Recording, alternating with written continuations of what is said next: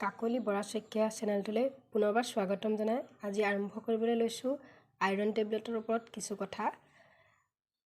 আমাৰ শৰীৰৰ পৰা যেতিয়া তেজৰ পৰিমাণ কমি যায়, এতিয়া আমি আইৰণ ফলিক এচিড খাওঁ বুলি হয়তো সকলোৱে জানে, আৰু আইৰণ টেবলেট সকলোতে আজিকালি বিনামূলীয়াকৈ দিয়া যায়।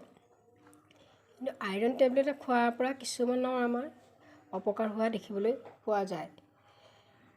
কিছুমানৰ গেছ হয়, কিছুমানৰ লেট্ৰিনটো ক'লা হয়, কিছুমানৰ লেট্ৰিন টান হয়, কনষ্টিপেশ্যন হয়। এনেকুৱাবোৰ কিছুমান দেখা দিলে আমাৰ বহুতো মহিলাই বা কৈশোৰীয়ে আইৰণ টেবলেটটো খাবলৈ এৰি দিয়ে।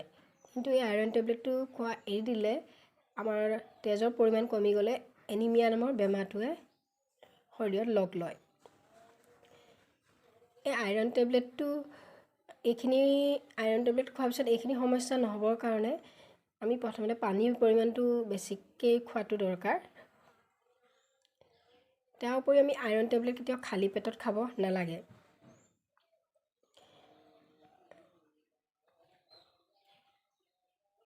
আমাৰ ঘৰৰ চাৰিওফালে থকা সহজতে উপলব্ধ কিছুমান শাক পাচলি বা ফল মূলত আইৰণৰ যথেষ্ট পৰিমাণে পোৱা যায়।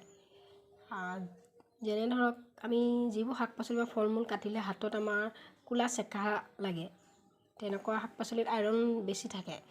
যেনে কলডিল হওক, কাচকল, কল পচলা, কচু, কলমৌ শাক, পিঁয়াজ, বিট, পালেং ইত্যাদি বহুত কিছুমান শাক পাচলি আছে, যিবোৰ শাক পাচলি আমাৰ কাটিলে যাতে চেকা লাগে যে, তেনেকুৱা শাক পাচলিবিলাকত আইৰণ বেছি পোৱা যায়।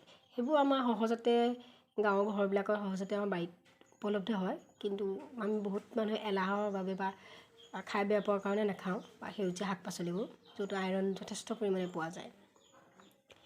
তাৰ উপৰি কিছুমান ফল মূল যেনে মধুৰিত যথেষ্ট পৰিমাণে আইৰণ থাকে, ডালিমত থাকে, কলত থাকে,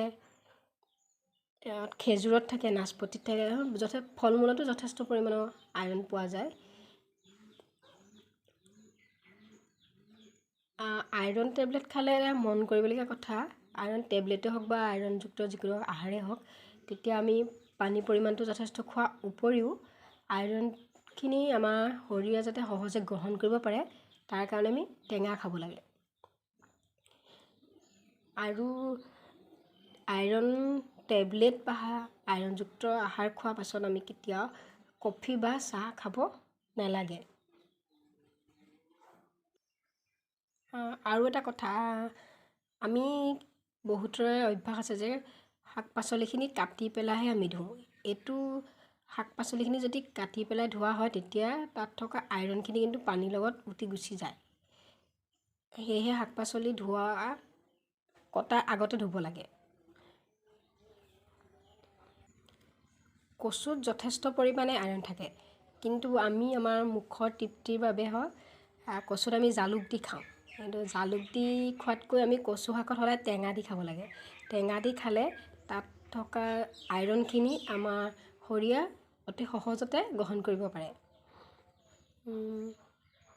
আজিৰ ভিডিঅ'টো ইমানেই, ধন্যবাদ।